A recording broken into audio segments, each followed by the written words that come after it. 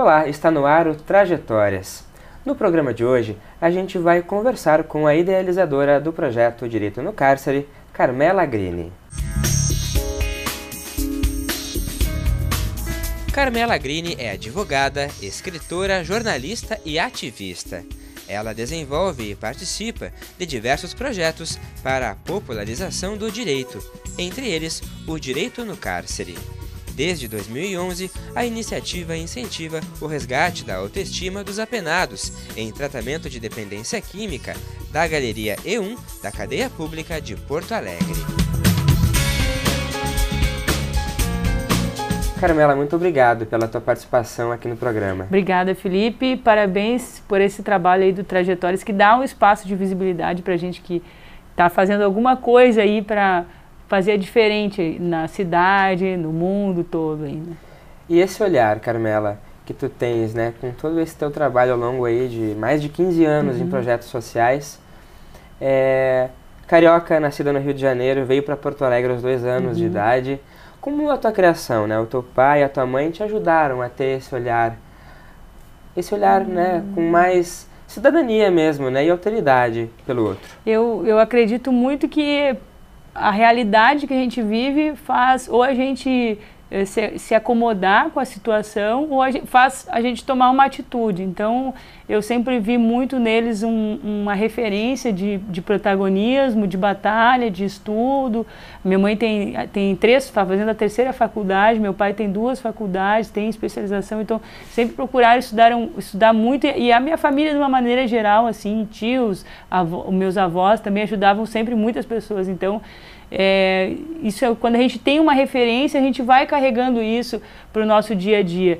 Mas é lógico que quando a gente tem dificuldades, que eu não vim de uma família assim que tinha estruturas, né? Então eu estudei, na época não tinha ProUni, eu tinha que pagar uma faculdade lá, estudava um semestre, pagava o semestre anterior. Então, e meu pai também estudava, então sempre foi uma coisa muito assim de luta para estudar e de garantir com que eu pudesse evoluir, né, em termos de conhecimento, de busca de saber. E lá na época da faculdade, no centro acadêmico, eu comecei quando eu entrei para esse projeto lá no centro acadêmico, eu buscava não só direitos para mim, de poder estudar, mas direitos para que também os meus colegas que passavam pelas mesmas situações pudessem cursar uma faculdade. Então, naquela época, a gente tinha essa luta de buscar condições de viabilizar o estudo na universidade, né, através dos parcelamentos com a instituição. Na época que eu estudei era na PUC, e de lá eu comecei a fazer um jornalzinho. Só que eu jamais pensei que eu ia fazer jornal e ia ter uma relação tão próxima com produção científica, com palestras. E, digamos assim, sucintamente, acho que as vivências e as nossas referências, elas vão dando uma direção para aquilo que a gente vai, né? Positivas e negativas também podem influenciar, né?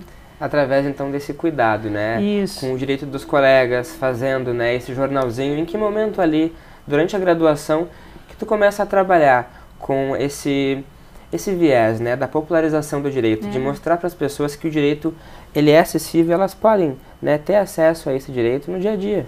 Foi em 2005 que daí em 3 meses mais ou menos eu decidi que, já que o projeto lá na universidade não tinha dado certo, que foi ótimo, que assim em partes não deu certo porque a coisa se tornou maior, daí eu acabei criando o jornal Estado de Direito. E nesse começo foi com 8.000 exemplares. O professor Silvio de Salvo Venosa, que é um grande civilista, ele foi a pessoa que deu a cara a tapa, porque ele deixou eu ser a matéria de capa, ele acreditou no meu trabalho. E eu tinha lá, em 2005, eu deveria ter uns 23 anos, mais ou menos. Então, desde aquela época, eu comecei a me relacionar muito com outros professores, professoras, buscando dar essa visibilidade, tanto do conhecimento, mas sempre com o olhar de como eu vou mostrar a prática das coisas. Então, o jornal ele seria a raiz, a base desse trabalho, mostrando as teorias, mostrando as ideias, e os galhos de árvore seriam os projetos sociais, que daí vem para popularizar o direito. Samba no pé e direito na cabeça, desmitificando o direito, mostra de cinema português, como já ocorreu, palestras na Livraria Saraiva, em universidades. E lógico que um dos que ganhou maior visibilidade, até porque é um lugar que geralmente as pessoas não querem entrar, é o presídio pelo projeto Direito no Cárcere, que daí esse já vai fazer 8 anos de trabalho. Pois é, como é que despertou daí a tua ideia de ir lá para o presídio e fazer esse trabalho de mostrar para esses presos que eles podem ter, né, uma vida lá dentro mais sociável, né, desempenhando diversas funções. Sim. Tudo começou lá no Rio de Janeiro, depois tu trouxe para cá, Isso. Como é que foi isso? Lá no Rio eu tive uma experiência quando eu visitei com o Marcelo Iuca, a galeria, não é uma galeria, é uma delegacia, a 52ª DP, que na época o delegado responsável era o Orlando Zacconi e tinha um projeto chamado Carceragem Cidadã. Daí eu vi aqueles presos em redes, assim, muitos presos em redes, sem pátio, sem banho de sol. E daí eu pensei assim, bom, se eu já faço um trabalho para as pessoas que têm uma condição assim, que não estão naquela situação de caos, daí eu disse, eu vou fazer para essas pessoas também. Daí eu comecei com sair de lá com essa semente plantada, assim, né, esse olhar, e voltei para Porto Alegre, conheci o projeto do professor Celso Rodrigues, que é o Direitos Humanos na Prisão, visitei a cadeia pública e comecei a conversar com a direção para que eu pudesse fazer alguma coisa pelos detentos. E isso levou um tempo, né, porque uma pessoa, com o que uma pessoa vai estar... uma pessoa que não é familiar de preso, não advoga na área criminal, o que ela quer lá dentro? Então, com certeza, no início teve bastante desconfiança, foi uma construção de conhecimento, realmente de confiança, né, da casa prisional com o meu trabalho. E a evolução hoje, eu digo que ele está numa etapa muito consolidada em termos assim, de relacionamento institucional, hoje é o diretor-tenente-coronel Carlos Magno que está lá, e a gente não só ajuda dentro da galeria onde a gente atua, mas de uma maneira geral sempre oportunizando com que pessoas, empresas e instituições possam estar ajudando a casa e dando esse olhar de atendimento a não só os presos que estão lá dentro, mas os visitantes que são os familiares. Mais ou menos assim os números que eu tenho passado de pessoas que vão lá até o presídio durante o ano chegava pelo menos a 100 mil pessoas. Então é muita gente que vai visitar, né, seja de universidade, seja de familiar, seja de técnicos, de policiais. Então são muitas pessoas trabalhando num espaço que precisa de um olhar, né? Então esse início do Rio de Janeiro foi muito significativo. Quando o diretor, como eu tinha que mostrar que eu tinha condições de fazer um trabalho, eu estava na sala com ele e na sala da frente eles estavam em reunião. Daí eles falaram que ia abrir uma galeria de tratamento de dependência química e precisavam fazer atividades. E daí nesse meio tempo, como eu estava do lado ali, eu disse, Carmela está aí, de repente ela pode fazer alguma coisa na sexta-feira. Só que quando falaram que eu ia cuidar da sexta-feira, eu não imaginava que era todo o dia de sexta-feira, né? Então eu não disse nada, eu disse que sim, não, eu vou assumir, porque no início eu pensava que ia fazer 1 hora de atividade, eu estava com 1 ou 2 horas. E no início do projeto, até acho que os 6, 7 primeiros anos, eu ia toda semana, uma vez por semana eu ia sexta-feira. Chegava de manhã e saía às 4 da tarde. Tinha épocas que no início do projeto eu acordava os presos, porque como não tinha... A cultura dessa galeria, ela estava se formando, eles não tinham ainda um relógio assim de, hoje tem atividade, nós temos que acordar e tal. Pois é, esse contato com eles, assim, para eles aderirem ao projeto, como é que tu foi conquistando eles para participar? Primeiro, eles passam por uma seleção, né, técnica e psicossocial, que vai desde a questão da execução, da execução, quanto tempo eles vão cumprir de pena, eles passam por um critério da Brigada Militar, passam pelos critérios da SUSEP e depois eles vão para essa galeria. Só que assim, eles são selecionados para irem para essa galeria de tratamento de dependência química, hoje que é coordenado pela psicóloga Cris Malta e a assistente social Cris Menezes. As duas fazem o trabalho psicossocial, daí tem outras atividades. atualmente a gente faz cerca de no máximo 2 atividades por mês, mas o trabalho é diário, porque é estudante para atender, é voluntário para atender, é egresso para atender, é os eventos para organizar, então arrecadações para serem feitas, né? Então é uma série de coisas que são trabalhosas de fazer, né? E que os bastidores, o administrativo, ele é bastante intenso, assim, né?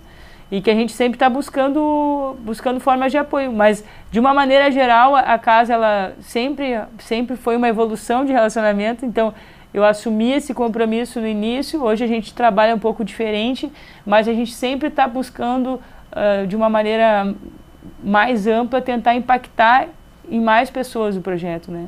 Tu falavas aí antes, né, dessas tuas idas. Uma vez por semana. Como é que eram os detentos? Tu me perguntou uma coisa que eu acho que eu fugi. Como é que tu conseguiu conquistar eles? Como é que eu consegui conquistar? Então, eles assim, primeiro foi uma construção minha, né?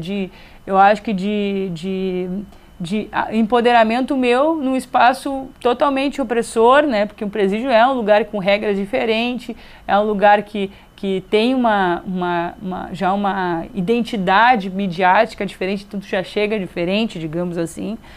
E isso foi desconstruído, mas o olhar que eu tinha era que eram pessoas e que eu ia atender aquelas pessoas. No início eles perguntaram, mas tu não tem medo de estar aqui? Daí eu disse, olha, eu posso ser tão perigosa quanto vocês, dependendo do grau de provocação que eu for exposta, eu posso ser uma pessoa violenta. Então, essa questão de ter medo de ser um criminoso perigoso, eu acho que todos nós, de uma certa maneira, se a gente está impactado, se fizerem alguma coisa com a minha família, o meu filho, eu posso ficar uma pessoa fora de mim, né? Então, assim, isso eu explicava para eles e até brincava com isso, mas sempre de uma maneira muito, muito assim, verdadeira, né?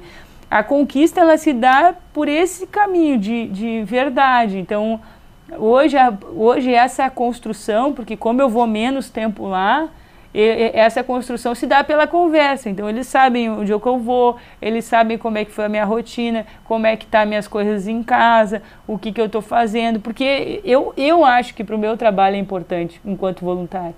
Eu não tenho como conversar individualmente com cada um, porque não é o objetivo do projeto. O objetivo é oportunizar ações que visem a dignidade, seja a melhora do espaço, seja a melhora com atividades, sejam doações. Esse é o objetivo, né? Resgate de vínculo familiar. Mas eu não tenho como dar uma atenção e dizer como é que tu está individualmente, porque o tempo ele é muito escasso. Mas a gente, dentro dessas atividades, a gente trabalha a questão do afeto, do amor, nessa atenção que a gente procura dar. Então, esse respeito e esse compromisso ético com o trabalho, eu acho que ele é visível e eles ficam tranquilos porque tudo assim é muito transparente. Se eu arrecado dinheiro para fazer uma ação, eu vou lá e faço a prestação de contas do que a gente arrecadou, faço as contas com eles do que a gente vai gastar, se a gente recebe um dinheiro de doação, o que nós vamos priorizar, vamos fazer tal obra, vamos fazer uma festa, vamos fazer um evento. Então, todas essas questões elas são discutidas desde as mais simples. A escolha agora vai ter o aniversário em agosto, a gente vai escolher, chega na época do aniversário, a gente escolhe qual o recheio do bolo que vai ser. Então é uma decisão que a gente faz junto, uma reunião. O ano passado, eu não me lembro o recheio do ano passado, mas com certeza eles se lembram muito assim. Então eles sabem qual foi o recheio do ano passado, qual desse eles vão querer. E eles sabem, por exemplo, que tem rotinas anuais que eu costumo fazer. Agora, no início do ano, nós fizemos uma revitalização na galeria, então a gente pintou toda a galeria, trocamos caixas de descargas, compramos canos, conversamos com a direção para ver outros tipos de materiais que são necessários para a melhoria, e eles sabem que todo ano eu faço isso com eles, porque é o momento de dar cores novas para aquelas paredes que eles passam, enfim, né, todos os dias olhando para aquele lugar. Então, quando a gente consegue melhorar o lugar, dar uma nova roupagem, digamos assim, não se modifica só a questão estética, é uma questão de saúde mental. Com as várias atividades, né, ao longo desses 8 anos aí de projeto, tu falavas do tempo aí, né? Sim. conseguiste aí ao longo desse tempo todo a participação de mais de 500 voluntários para te ajudar nesse projeto. Como é que tu consegue lidar, né, com esse trabalho lá e também a tua carreira como advogada? Como é que tu concilia essas duas coisas? E a minha carreira, né, como mãe também, né, porque não é uma missão fácil. Mas essa questão dos voluntários até eu tenho que atualizar hoje, já ultrapassa a marca de 1000 voluntários. Aquele slide eu acho que eu fiz na época era de 2017, talvez, mais ou menos. Tem alguns slides que eu tenho aí, um material, mas a gente fez as contas, assim, já ultrapassa 1000. Esse ano já ultrapassou 140 voluntários, só esse ano de ajudando em ações de escolas, ações em presídio, ações em abrigos, porque a gente faz essa questão das associações do espaço, do lugar, digo assim, de outros espaços de vulnerabilidade, porque está associado. Se as pessoas não... Essa população também precisa de oportunidade. Se ela não tem oportunidade, ela pode acabar entrando lá para dentro. Então, se existe evasão escolar, se existe a questão de uma violência que a criança acaba indo para um abrigo, o que a gente pode fazer para cuidar melhor dessa população? Como que tu consegue conciliar, Como é que eu consigo conciliar? Todo esse trabalho com a tua carreira de mãe, de advogada. A cabeça é muitas coisas para pensar ao mesmo tempo e pouco tempo para falar, mas a advocacia trabalhista, né, ela é uma advocacia que também visa garantir direitos fundamentais de proteção ao trabalhador, que é um dever do Estado, né? Hoje a gente vê reformas aí que criaram grandes retrocessos e tem uma perspectiva de grandes retrocessos sociais, a garantias mínimas para que essa pessoa ela possa se aposentar, inclusive, né? E possa usufruir dessa aposentadoria, porque ela pagou para contribuir. Então, assim, a gente passa por momentos delicados e que eu acho que a conciliação com essas três tarefas, ela se dá com muito rebolado, digamos assim, né? Porque a gente tem que se dividir com organização diária das tarefas do presídio. Eu tenho o jornal que eu cuido diariamente também, eu também tenho livros que eu estou escrevendo, tem a questão do escritório, que daí eu também, como eu sou jornalista, eu trabalho muito a questão da comunicação de direitos para as pessoas saberem o que está acontecendo. Não que eu vou estar dizendo assim, faça um processo comigo, não é isso que eu digo, né? Venha me procurar. Mas eu procuro esclarecer, porque se as pessoas não tiverem esclarecimento, independente do profissional que elas forem buscar, elas não vão... se elas não tiverem o conhecimento, elas não vão buscar um profissional. Então, em primeiro lugar, elas têm que saber a informação para poder se alertar outros colegas e saber que aquilo é importante para ela e para outros. E como é que ela pode ser protagonista junto com ou com sindicatos ou com um grupo de colegas para que ela possa garantir esse direito. Então, eu procuro no meu dia assim tentar dividir tempos para coisas diferentes. Não é uma tarefa fácil, e tem a maternidade que com certeza foi o divisor de águas na minha vida, e eu consigo olhar muito com mais sensibilidade hoje tudo que uma mulher que é mãe acaba passando, e até a questão dos preconceitos como mãe, como gestante, que a gente passa. Numa seleção eu gosto de falar isso porque eu acho que as pessoas têm que saber. Numa seleção de doutorado, eu estava grávida e teve um professor que perguntou para mim, aqui na Universidade Federal, na URGS, perguntou para mim como é que eu ia fazer para dar conta de ser mãe e fazer o doutorado. Então, assim, esse tipo de pergunta não é feita para um homem, sabe? Então, hoje, tu ser mulher e ser mãe, ela é um grande desafio, porque as pessoas acham que porque tu é mãe, tu não vai conseguir fazer, não vai conseguir escrever, ou que não existe mulheres na pesquisa. E também eu estou integrando agora a Academia Brasileira de Direito como a segunda vice-presidente, também nesse papel de mostrar o papel da mulher dentro da pesquisa científica. E não é fácil, porque também existe um espaço de compreensão de que há necessidade de valorização da mulher profissional, da mulher pesquisadora. Então, são pautas né, junto com, sempre com a defesa da Constituição, aí a base de tudo, que a gente vem trabalhando, seja no abrigo, seja no presídio, seja nas escolas, seja, enfim, na advocacia trabalhista, que é a base do meu trabalho, né? Além, lógico, né, dos tratados internacionais, que a gente sempre acaba, quando vai fazer alguma defesa, a gente sempre coloca essas questões que o Brasil é signatário e que existe o dever do Estado de proteger as minorias, né? Nesse caminho da informação, o projeto ele tem uma plataforma muito bacana, né, que consegue, né, colocar na internet, no canal do YouTube, no Facebook, em outras redes sociais, as ações que são feitas lá dentro do presídio, né? São feitas várias ações com foco aí em 4 elementos. E é um documento que fica para mostrar para a sociedade, né, essa memória, resgatar a memória do que é feito lá dentro, e também para eles também um resgate da autonomia. E uma das histórias que marca e que serve como exemplo é a do Wagner, né, que ficou preso, o Wagner que ficou preso por 4 anos, depois conseguiu abrir uma barbearia. De que forma que tu entende que esse material que é feito, que fica de documento, e essa história do Wagner serve para eles como exemplo, para eles seguirem o mesmo caminho aí? Eu acredito muito assim, o projeto ele já é pioneiro porque na América Latina não tem um projeto dentro do regime fechado que garanta direitos de personalidade, a direito à memória, a direito à produção intelectual, nesse sentido de divulgar outros conteúdos que televisões sensacionalistas dizem, olha lá, ó, mas e por que tu fez isso aí, né? Porque tu é um vagabundo, porque tu não sei o quê. Digamos assim, a imprensa e, digamos, até a cultura de uma maneira geral, ela está acostumada a ver na mídia esse tipo de olhar.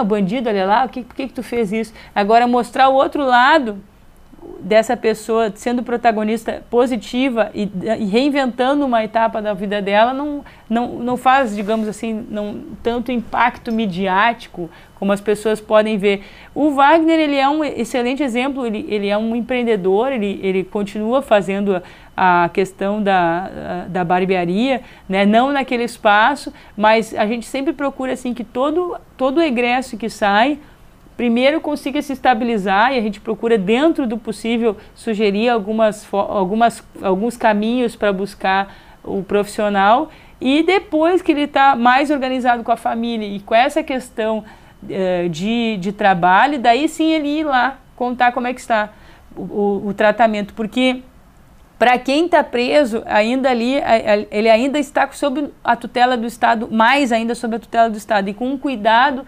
diferenciado. E esse cuidado, ele acaba protegendo ele da questão da droga. Como é uma galeria de tratamento de dependência química, lá não pode ter droga. Então, são mais de 5 anos que todos os exames de urina que eles fazem, assim, com periodicidade, ninguém utilizou droga. Então isso é um índice muito importante, que nessa galeria existe uma cultura de não se ter droga e que é um tratamento mesmo de dependência. Só que daí quando eles saem para a rua, se eles não estão com resgate de vínculo familiar, se eles não têm uma referência que seja além daquelas referências que levaram ao ato da ilicitude ali, do crime, daí fica mais complicado, né? Então a internet, ela serve para o projeto tanto para gerar memória, para resgatar vínculo familiar, porque se o pai que não visita o filho vê que ele está mais gordinho, que ele está escrevendo, que ele está sendo protagonista, que ele está pensando diferente, porque ele consegue ver o conteúdo pelo vídeo, pelo áudio, pela escrita, ele consegue verificar que, bom, ele está num caminho diferente, então eu vou dar essa oportunidade, porque as famílias, elas estão desgastadas emocionalmente, né? Então, assim, elas já deram muitas chances, não foi uma ou duas vezes que perdoa, né? A gente que é mãe sabe que quando o filho faz alguma coisa errada, mas assim, quantas vezes esse perdão foi dado e o filho não valorizou? Ou o sobrinho, né? Ou aquele que é a referência familiar não valorizou.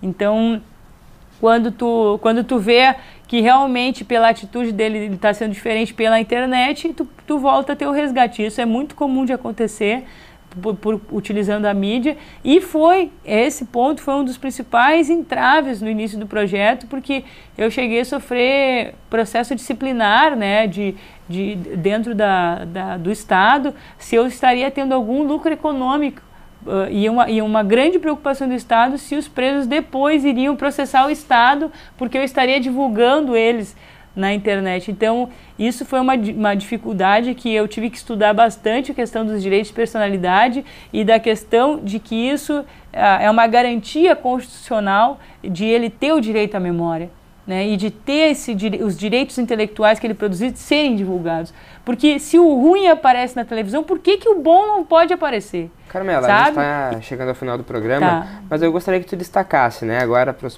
próximos meses, atividades que vão continuar aí no projeto, que vão acontecer, como o sarau literário e o aniversário também de 8 anos. Então eu quero agradecer primeiro muito o espaço de vocês, Felipe, e assim, nós temos agora no dia 28 de junho, o sarau literário na Galeria E1 da Cadeia Pública, no dia 27 de julho o Direito no Cárcere em Família, e no dia 23 de agosto o aniversário de 8 anos, que vocês já estão convidados lá, né, a equipe aqui da casa, para que possam não só fazer o registro, a matéria, mas vivenciar o projeto, né, como voluntários também, porque é um registro de memória, mostrar esse trabalho. E quem tem interesse de ser voluntário, os requisitos não são assim, não precisa ter faculdade de Direito, basta ter uma habilidade e que queira compartilhar isso com quem está lá dentro. E, além disso, os voluntários não têm só um papel relevante dentro da galeria. Os bastidores são bastante turbulentos e precisam de auxílio. A gente tem 8 anos de pesquisa, 8 anos de memória do projeto, e que agora eu busco voluntários para me ajudar a organizar o livro do projeto, que já está mais do que na hora. A gente já escrevi artigos e tal, mas botar isso, publicar o livro do projeto, que é enfim, 8 anos não são 8 dias, né, Felipe? Muito bacana. Obrigado, Carmela, e parabéns pelo trabalho. Obrigada, Felipe, e parabéns pelo trabalho de vocês aqui. Tá certo. E o Trajetórias de hoje fica por aqui. Não esqueça que este e outros programas da TV Câmara você pode acompanhar pelo site do Legislativo ou também por meio das nossas redes sociais. Até a próxima semana.